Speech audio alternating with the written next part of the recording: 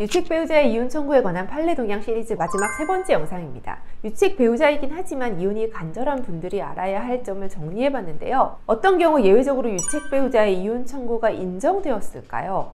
첫 번째는 본인이 바람 피우기 전까지 혼인생활이 정상이 아니었다는 점을 잘 주장 입증한 사건이었습니다. 사실 이 주장은 유책 배우자들이 제일 많이 하곤 하는데요. 재판부가 공감할 만한 입증이 쉽지는 않습니다. 바람을 피운 일이 먼저여서 그것 때문에 혼인생활이 비정상적으로 치닫는 경우가 많기 때문이죠. 그렇지만 정말로 외도 사건 이전에 부부는 이미 오랜 기간 별거 생활 중이었고 서로 부부 공동체의 실체가 해소되었다는 점을 주장 입증한다면 이혼 성립에 도움이 될 수는 있습니다. 두 번째는 1심에서 이혼이 기각되더라도 2심, 3심까지 진행하는 것도 하나의 이혼 성립의 요소로 판결에 참작됐었습니다. 한 판례에서요, 유책 배우자의 이혼 성립 판결을 하면서 1심에서 취하는 것보다 항소심 판결 선고 단계까지 이르는 것은 의미가 있다고 보더라고요. 물론 소송을 무조건 길게 끝나고 이혼이 된다는 건 아니지만요, 소송이 진행 중인 동안은 파탄이 유지되는 경우가 많고 이혼에 대한 강력한 의지가 어필된다고 볼 수 있기도 하니까 이혼 소송을 항소심까지 계속 유지하는 것은 이혼 성립에 영향이 있는 것 같습니다. 그리고 세 번째는요, 유책 배우자인 원고는 피고에 대한 부양 의무를 매우 충실히 이행해야 합니다.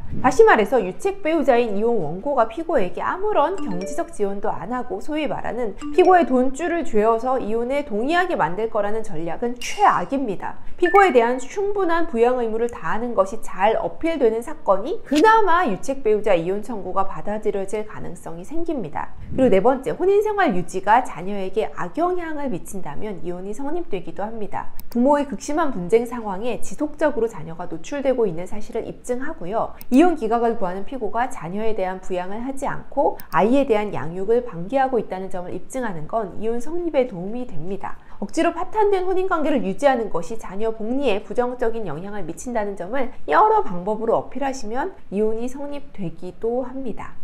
오늘까지 3회에 걸쳐서 2024년 말에 발표된 유책 배우자 이혼 청구에 관한 판례 동향에 관한 논문을 근거로 유책 배우자 이혼 청구를 한번 생각해봤습니다. 짧은 영상에 다 담지 못한 여러 가지 이야기들이 있습니다. 궁금한 점은 개별 상담을 통해 말씀 나누겠습니다.